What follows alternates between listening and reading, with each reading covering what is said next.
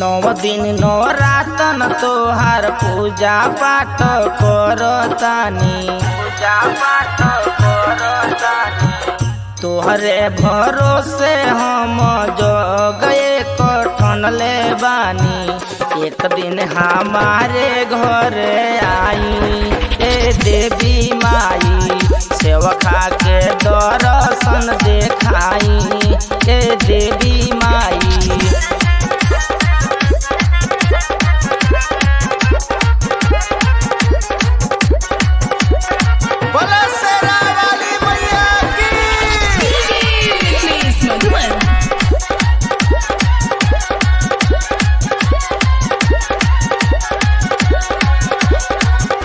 नौमी के दिन यद कुंवारी बोलाए, हलुआ पूरी के हम भोगवा कराए।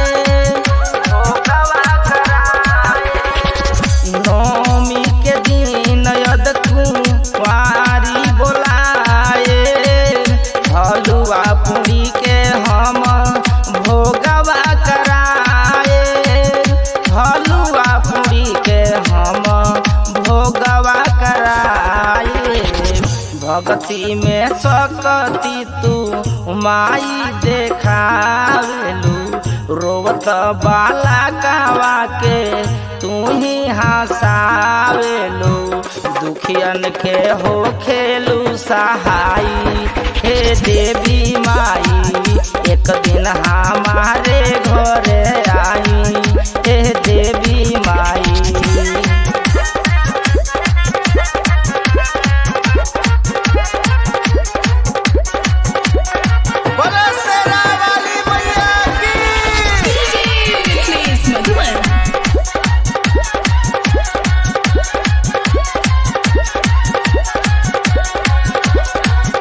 आस लगा के जे दर्शन करेला, मुँह मांगल बार दान पावेला। आस लगा के जे दर्शन करेला, मुँह मांगल बार दान पावेला। मुँह मांगल बार दान पावेला। अदमया नारी के क्षण में तू तार दिहलू, व्यास विनोद के काहे तू विसार दिहलू। मनवा के शारदा पुराई ए देवी माई, एक दिन हमारे घरे आई ए देवी माई। तोहरे भरोसे हम जग कठन ले बानी, एक दिन हमारे घरे आई ए देवी माई।